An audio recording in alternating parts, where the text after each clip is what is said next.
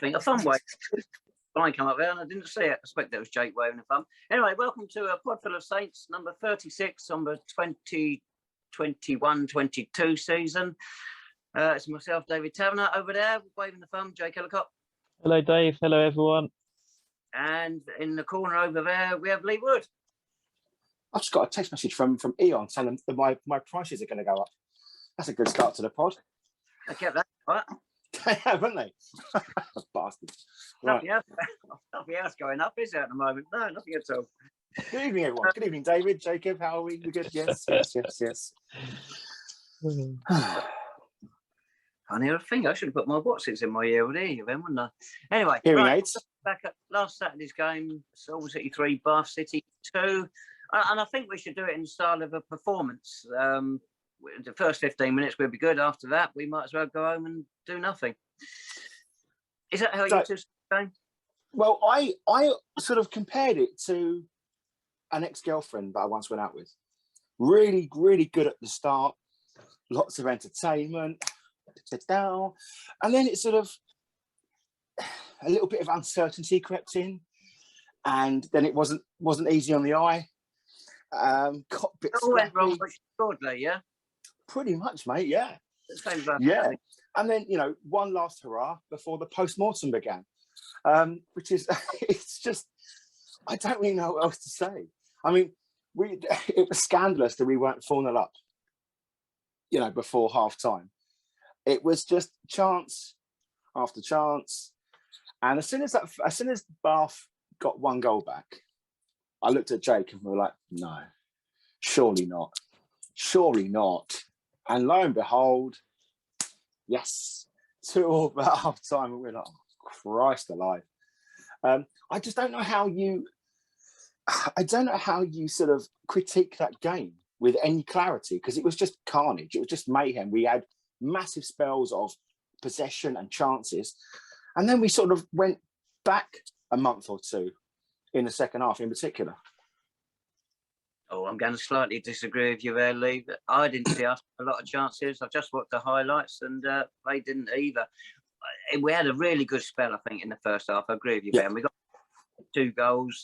One was a fluky own goal off a bloke's hand when he punched it in, which was quite clever. The other one, they got caught cold and a bad offside. We got through. Aside from that, how many saves did Ryan Clark have to make? Oh, mate, Joe Neal was like 2 yards out. He smashed it straight at him. Yeah, he should be going in. Michael Johnson, first half, before they scored, also had 1-on-1.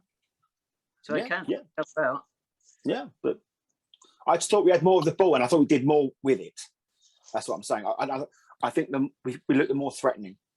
And I think that we perhaps should have been more goals to the good for the possession and chances we had. That was all. Yeah, Jake? Yeah, as you say, that first 15, 20 minutes, we were in total control, weren't we? And it reminded me of Welling right at the start of the season at Clarence Park, a comfortable 4-5-0 win. And, on that occasion, we did put them to the sword, didn't we? Whereas on Saturday, we won.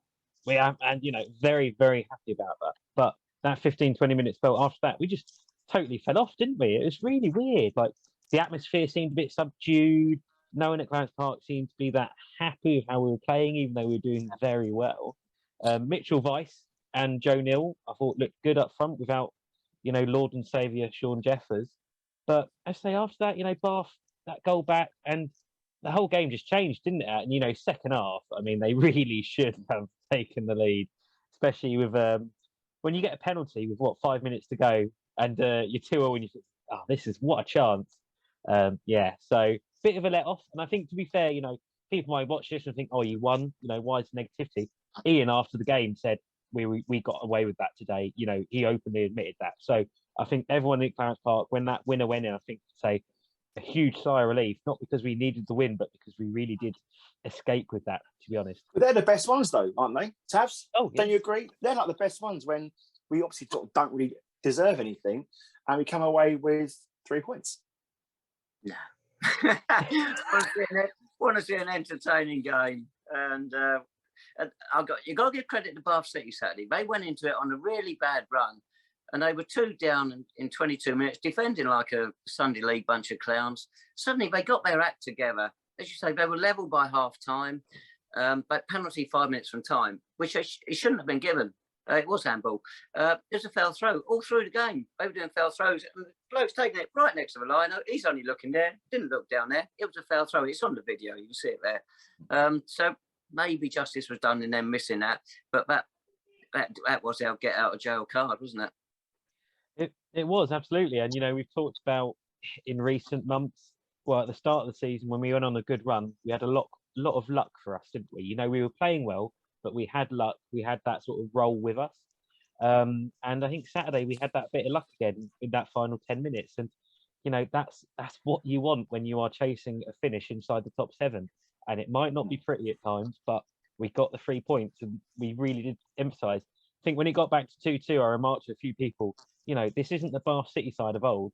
These lot are 3rd, 4th bottom for a reason. They are not a great team. So it was very important to win. But as I said, we made hard work of it. They're not a good team compared to previous Bath teams, perhaps. Certainly, one we saw early in the season was pretty awful. They were a lot better on the Saturday.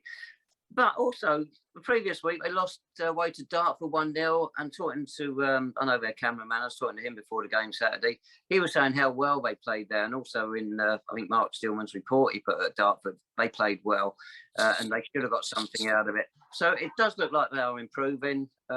They brought about their own downfall, unfortunately, on Saturday.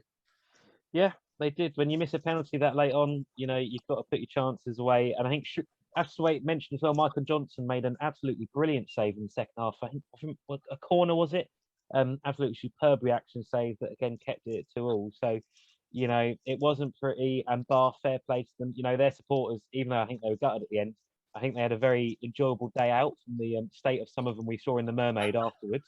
So I think they had a good time out, and they're fairly secure from relegation as it stands. So, but it's a good 3 points to the Saints just because it keeps us rolling now, doesn't it? Yeah, 7 points from 3 games. Perfect. And here we are. And but I think it's very important though, fellas, to sort of take it on face value.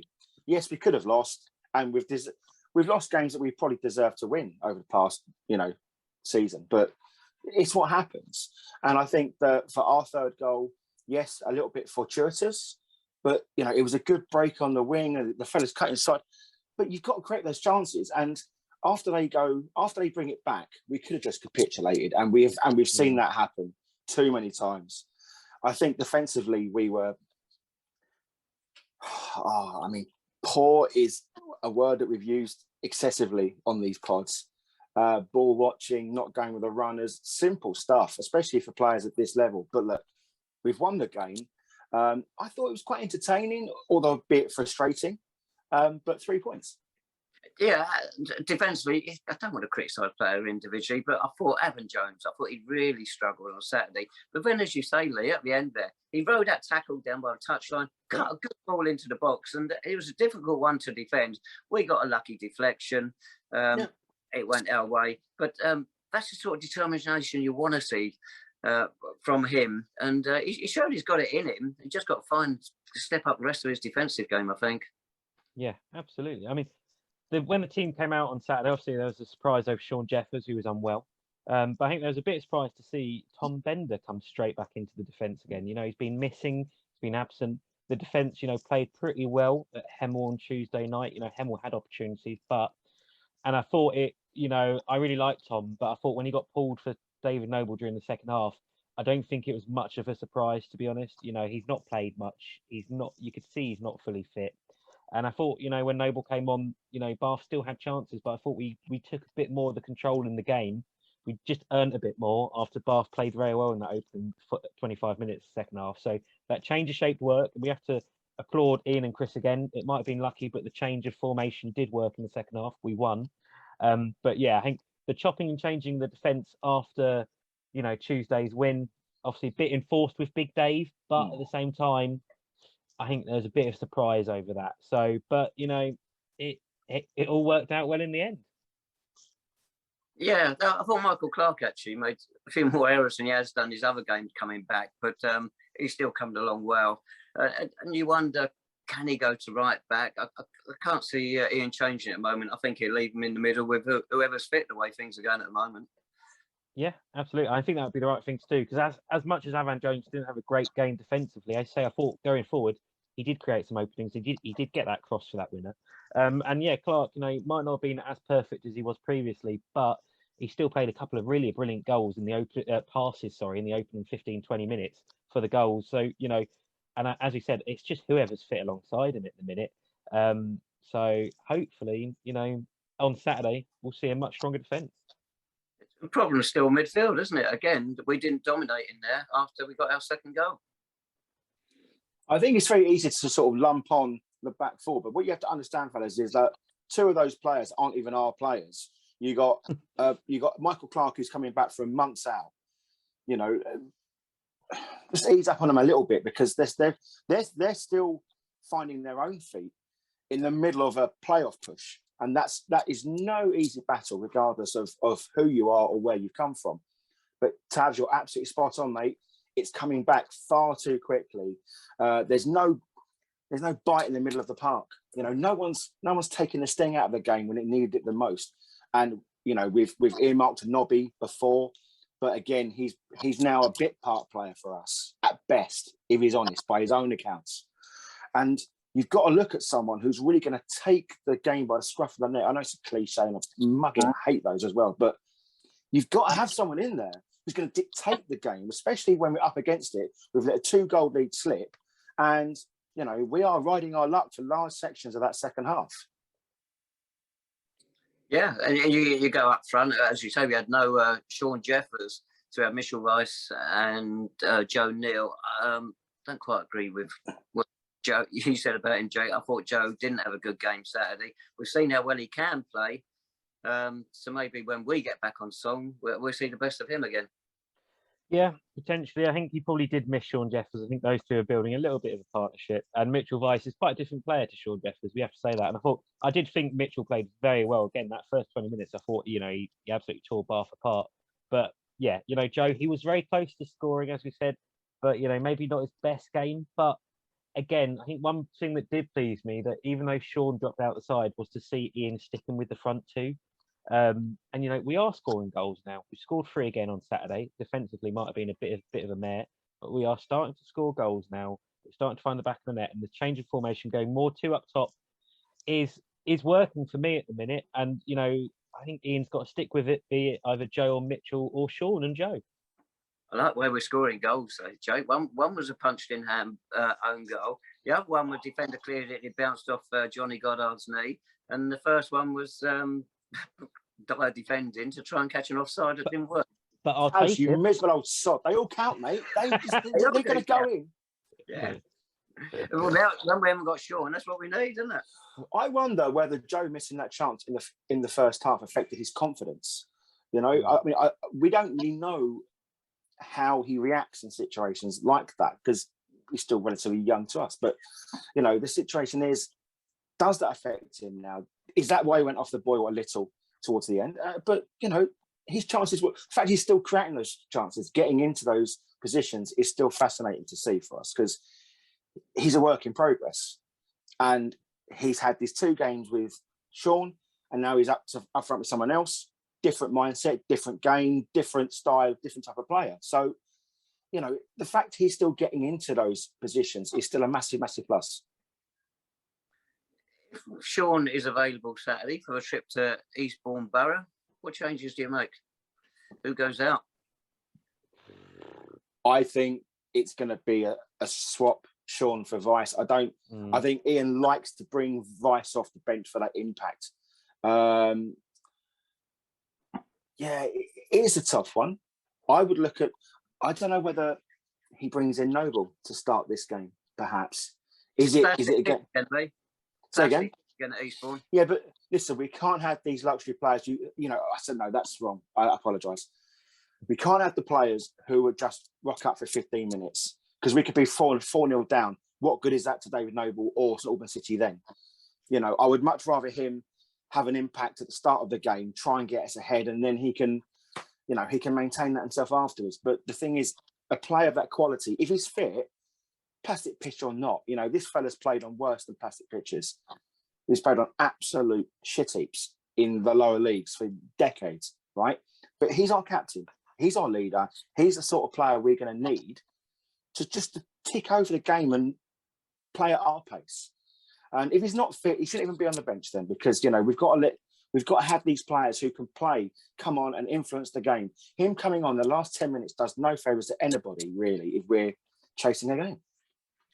If Nobby is fit, Jake, would you start with him, or would you stick with the midfield that's been unbeaten in 3 now?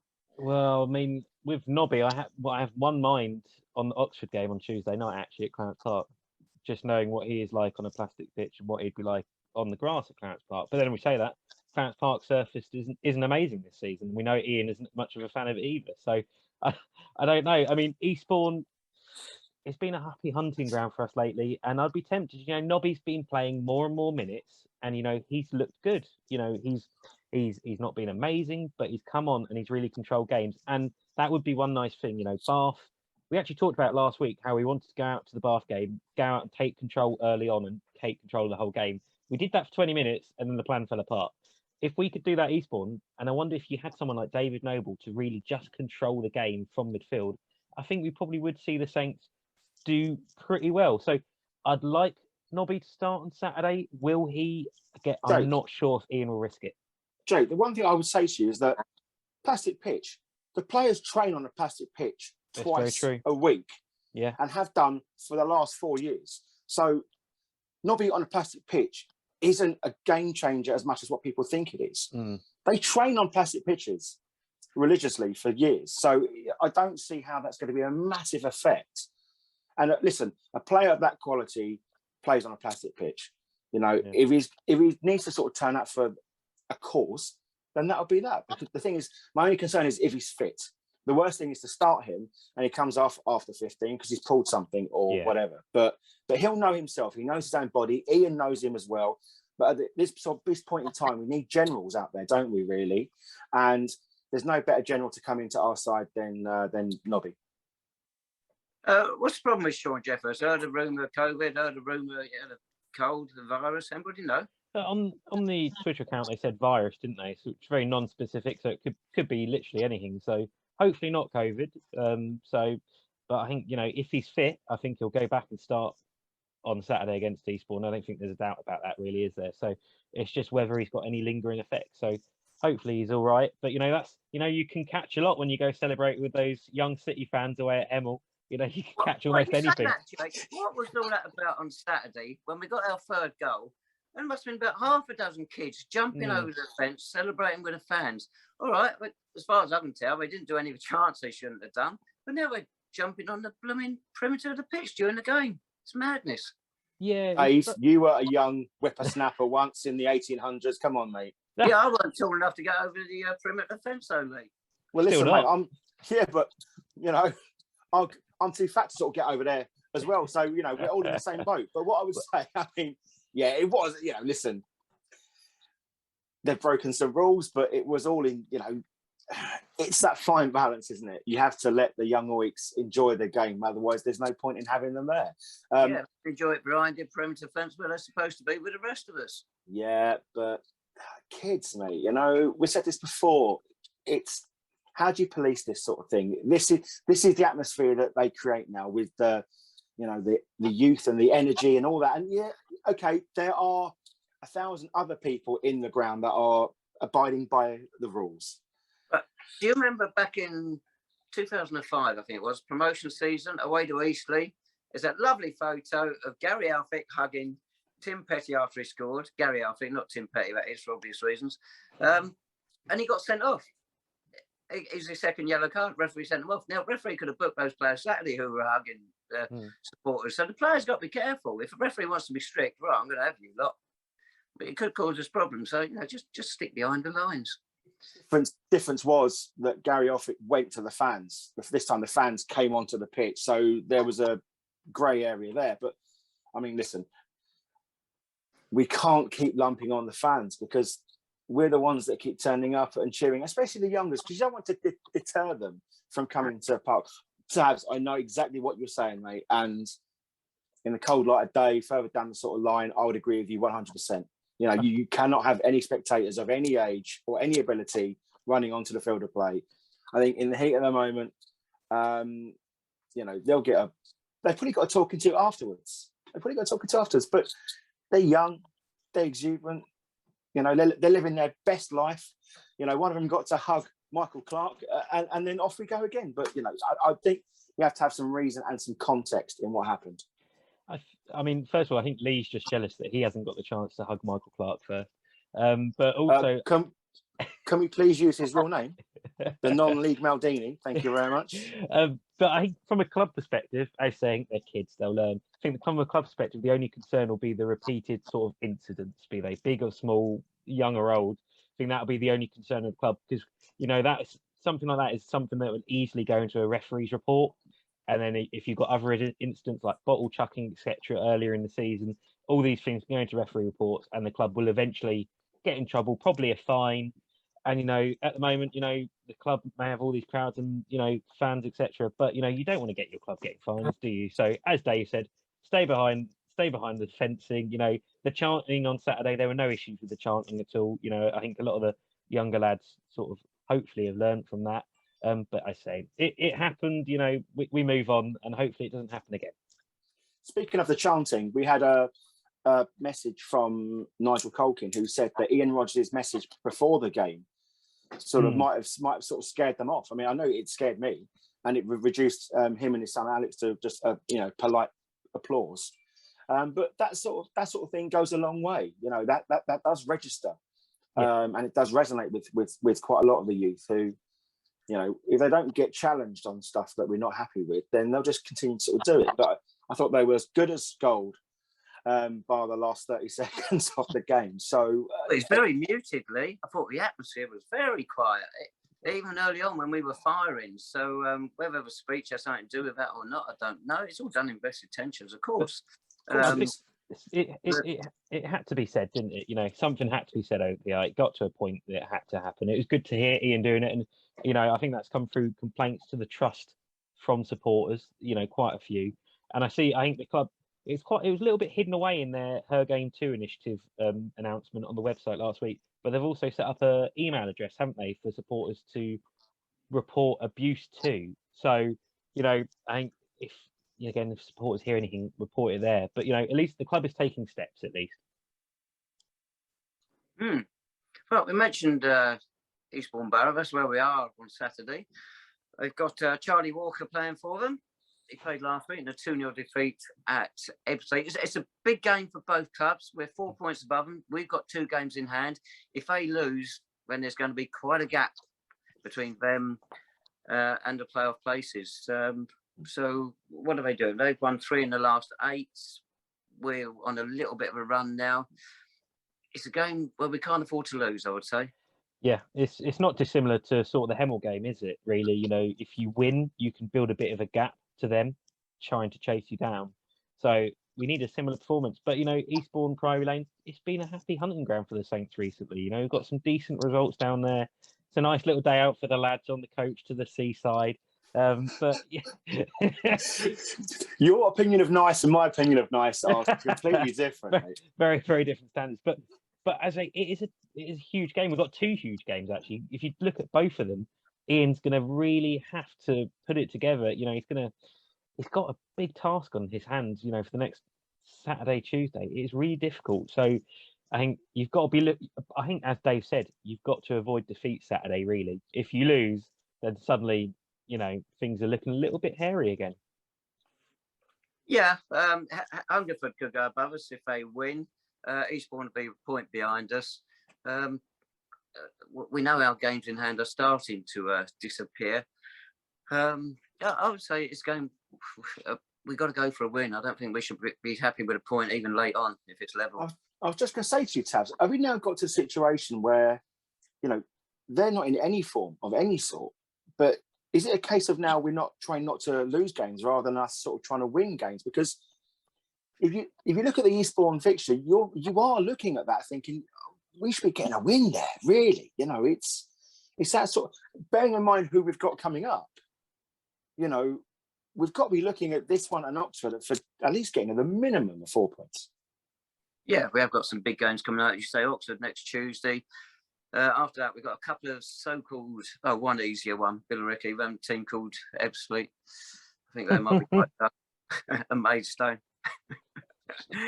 So we could do with the points on Saturday to give us that bit of leeway and knock Eastbourne out of it. Yeah, absolutely. And we want to be in control of our own destiny, don't we? And what better way to do it than taking out the teams below you? So you've got to really turn up Saturday. And I think it's going to be ideal preparation. A late win last weekend, no midweek fixture this week. Get a few more of the injuries possibly back, but just get the lads ready. And it's ideal preparation. So I don't think we've got any excuse not to be at it straight from kickoff on Saturday. You're up for it, Jake, aren't you? Well, you've got to be, but it's getting to that time of the season, isn't it? When you think of Eastbourne away, against St Albans City, you think, oh God, that doesn't sound like a very inspiring fixture, does it? But if you win or avoid defeat, you're looking pretty decent. So, and ahead of, again, a big game on Tuesday night as well. We've got to get this run going now. As we saw earlier this season, we know that Ian's teams often go on a run, don't they? It's happened so often under him. And if we can continue this, we're going to be in a decent position. Yeah. There we go. Done and dusted. 3 points in the bag then. At Costedale Eastbourne. It's So I think you both fancy our chances there. Do you fancy our chances against Oxford, or would a point there do at home to them? Would you be satisfied with a point there? They're third in the table, 6 points above us, but we've got 2 games in hand. So if we win that, we really would close up on them. I don't know whether our win in the trophy has any effect in sort of terms of maybe we've got there. I mean, I don't know. It's just that thing. But we know we can beat them. Yeah. We know we can beat them. They're nowhere near as good as the top 2 teams, in my opinion. They're not a runaway team. I don't know. At home, you should fancy us against anyone, but I think the pitch is going to come into the equation now because it looked really boggy and heavy on Saturday. Not really conducive to our forward play. But Eastbourne, I'm looking at the 3 points, boys. I seriously am.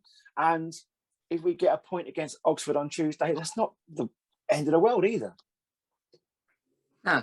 I don't think the trophy will have any bearing on it, but it is nice to have that one behind us. I'll go along with that. And if Shaun's back as well, they'll certainly have an eye on him. They've won 3 of the last 4, Oxford. They are in form at the moment.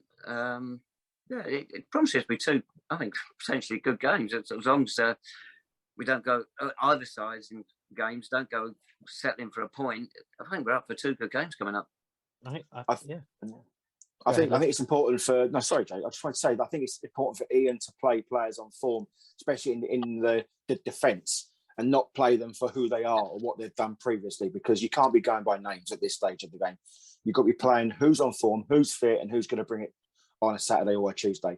You start dicking around with a back 4, then you're going to land in a whole world of trouble, as we found in the past.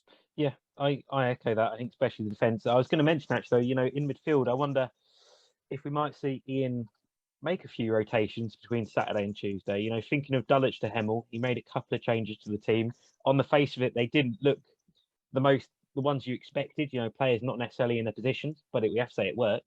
But when you think back to a few weeks ago, played haven't got a good win on the Saturday, don't really make any changes to the team on Tuesday, and we just waved the white flag, and I think some of the lads were knackered. So I wonder if we might see some rotation from Ian between these 2 games. And as Dave said, if Eastbourne's a really good game, really full of energy, it'd be interesting to see what he does with the midfield. And as we say, someone like David Noble. That doesn't look convinced. He'd be on the bench Saturday and start on Tuesday.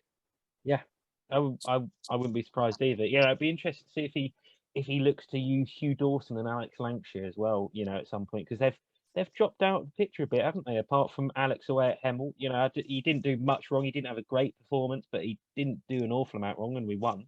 So it'd be interesting to see if Ian sort of brings in either of them and see if he looks again for a change of formation on Saturday. Will he stick at 3 at the back or go more of a conventional 4? Tavs. So you don't start Noble against a so-called lesser side who's out of form. You might get a little bit more time on the ball. You don't start him. I think it's tough to call. Also, Eastbourne a lesser side. I mean, down the park in the first half, they dominated it. Then we okay, they're out of form then, but you know what I mean. It's. I think they will take the plastic into consideration down at Priory Lane, so I don't think he'll start there. And look for his creativity to open up, as you suggest, a better side or stronger side on Tuesday night when Oxford are down the park. Jacob, the oracle has spoken, my friend. Write it down. I mean, my concern going into these two games, we're facing 4 former City strikers, so that's normally not a good record for us, is it? Charlie Walker, Joe, Harvey Bradbury, Elliot Benyon for the older fans. It doesn't bode well, but I have said all 4 of them haven't had great records against us recently. So yeah, didn't Ishifano score in the trophy? Yeah, but we won 4-1. Who cares? A lot of good, yeah. Oh, well. A couple of City old boys last Saturday had a rough time. Dara Dada got sent off for Chelmsford City, and Percy Kianjabeni. I thought he was going in the Football League these days. He got sent off for Enfield Town. Poor old Percy. Love Percy. We love Percy. In his 2-piece pink velour tracksuit. He'd fit in Dulwich and that, wouldn't he? Well, yeah. Clarence Park. We had a new little construction there by the corner flag at the York Road end of the grounds. Thoughts on that? Well, we've got 2, haven't we? We've got another one as well. There's one by the mural. Is there? Oh, is it blocking that horrible mural? Oh, thank God for that. No, it's next to the mural. So the falafel stand has disappeared from the cement area now. So it's at the back of the fencing. So they've obscured the view in one area, but they've improved it in another. It's about balance, Dave. Of course it is. Is that where they're going to sort of like keep all of the kids that are misbehaving, just put them in like some sort of lockup and just sort of let them there to think about their sins? But that one at the York Road end, can you imagine? It's a metal construction of some description. Can you imagine standing that serving, the ball hits the back of it? Oh, you're going to be deafened. I went to a business networking meeting yesterday, and I met one of the sponsors that comes down to City, and that area of the ground is where he likes to sort of stand. So it's possibly the worst area to sort of stand because you can't really see a great deal, but that's where he wants to stand. And he said, "What an eyesore! What an absolute eyesore!" So you have to explain the situation, that what they're trying to achieve at the ground by putting these installations in. Fair enough. He still didn't get it. I mean, the fact is, you've got a lovely Victorian ground, and you're putting these absolute monsters. The issue he has is that there's been no thought to it. You know, there's aesthetically, there are much better constructions that they can look at in keeping with Clarence Park. But this is all about cheap, easy, fast, quick bucks a situation for the club, which is fine. I mean, you know, you can't begrudge the club that.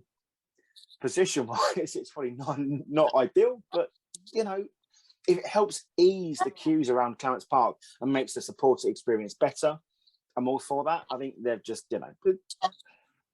Does it make the supporters' experience better? If we get another good cup run next year, anybody stand in that corner, they can't see a large chunk of the pitch. Is incredible. You take a photo from a top terrace, and you still can't see a large chunk of the pitch thanks to this thing. Now, we should get it straight. We've got no qualms with the club trying to make money because they got to. And thanks to what happened on the pitch this season, we've done rather well at that. But I don't think that thing enhances the supporters' experience on the day. I think it enhances the performance enjoyable of it, in terms it will reduce the crowding in the York Road corner of the ground, because at times that is really quite bad to walk through, especially in the area that is meant to be designated for supporters with disabilities and accessible needs to watch the game there. And to be honest, the queuing and standing around there is probably not acceptable at all. So hopefully it does improve that. But I say that I hadn't actually thought about that before, from like in a big game. There's quite a few pictures from the Forest Green game of supporters in that corner. That's really sort of one little cheese wedge, isn't it? Almost now that you can't really use, can you, to stand supporters in? So those big games. So yeah, as I say, I think it doesn't really help things in that corner at all. I think it does help with the queuing and stuff. And I think the bar by the mural is a good idea. So that, I think we have to put that out there because that's out the way. That's less of an issue there now. So that's good. But yeah, still, I think, as Lee says, maybe a little bit more planning potentially, but also a little bit more communication with supporters. You know, let supporters know. No. No. What? No. A little bit more. You out of anyone should have learnt by now, Jacob. No, I know, but it would be nice to say, you know, oh, we're going to be doing this, or we're thinking of doing this. You know, I think we're clutching at straws here, boys. It brings in money to the club, okay, and it will just ease the crowding around the ground. And you know what? It's not permanent. They can just if we get a cup game at home, they can take it up. That's true. You know what I mean? It's not there forever. It's not knocky.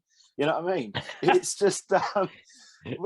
Let's cross that bridge when we come to it. Fair play for the club for thinking out of the box and trying to utilise the space they have to them. It's not pretty to look at, but you know what? If it keeps those pounds rolling in, then fair play. Dave's face. Dave is not happy. But when is he happy? Wow. Was that a grimace, Tabs, or was it wind? I'm not entirely sure. That was Probably the latter. right. Should we get some predictions in, boys? Why not? Go on then, Eastbourne. Eastbourne, 2-0 City. Mark my bloody words.